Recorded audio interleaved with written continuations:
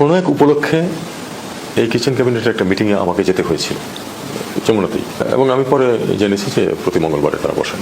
সিদ্ধান্ত নেয় কেউ কেউ, এই ধরনের কথাবার্তা শোনা যেত, আমার কানেও আসতো, কিন্তু এর বাইরে আসলে আমার জানা ছিল না যে এরকম একেবারে একটা গ্রুপ আছে যারা নিয়মিত বসে। সেই ক্ষেত্রে তাদের কোনো এক্সপার্টিসও নাই, তারপরেও তাদের মতামতকে যথেষ্ট গুরুত্ব দিতে হতো, কারণ উচ্চ পর্যায়ে তাদের মতামতকে গুরুত্ব দেওয়া হতো। আমি কুইট করার চিন্তা 3 বার করেছি। তারা রিকোয়েস্ট করছে যে খুব এম্বারাসিং হবে সরকারের জন্য। যেমন ধরেন যুক্তরাষ্ট্রের সাথে যে সমস্ত চুক্তি হয়েছে, ওই চুক্তিতে কোনোদিন কখনো আমাকে ডাকা হয় নাই, বিকজ এটা আমার এরিয়া অফ কনসার্ন না। ইকোনমিক ইস্যুতে, ব্যাংকিং ইস্যুতে, এনবিআর ইস্যুতে যে আলোচনা হয়েছে কোনোদিনও আমাকে ডাকা হয়নি। সেটা স্যার কনসার্ন কয়েকজন উপদেষ্টাতে নিয়ে বসতেন। আমার যে ইস্যুটা ছিল, যেহেতু লিগাল ইস্যু বেশি, লিগাল ইস্যু তো বেশি ছিল, লিগাল ইস্যুতে আমাকে ডাকা হতো, পলিটিক্যাল ইস্যুতে আমাকে ডাকা হতো, সংস্কার ইস্যুতে আমাকে ডাকা হতো। এরকম ক্লাস্টার করতে উনি অনেকের সাথেই বসতেন। তো কিচেন ক্যাবিনেটের সদস্য কেউ না কেউ কোনোভাবে ছিল, যারা 2-1 জন হয়তো ছিল না, হয়তো ওই বিষয়টা খুব গুরুত্বপূর্ণ ছিল না স্যারের কাছে।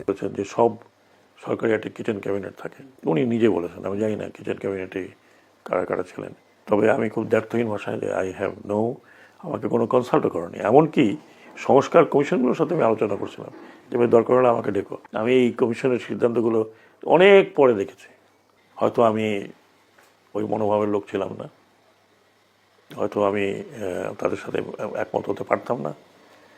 পররাষ্ট্রমন্ত্রী অথবা পররাষ্ট্র মন্ত্রণালয় সামান্যতম ইনভলভ ছিল না এটাতে ইনভলভ ছিল কমার্স মিনিস্ট্রি এবং ন্যাশনাল সিকিউরিটি অ্যাডভাইজার। কোনো কারণ হয়তো ছিল পেছনে, যেটা আমরা এটা করতে বাধ্য ছিলাম, কিন্তু কোনো বাধ্যবাধকতা না থাকলে এটা সই করার বিষয়টা নির্বাচিত সরকারের উপর ছেড়ে দেওয়াই যথাযথ হতো।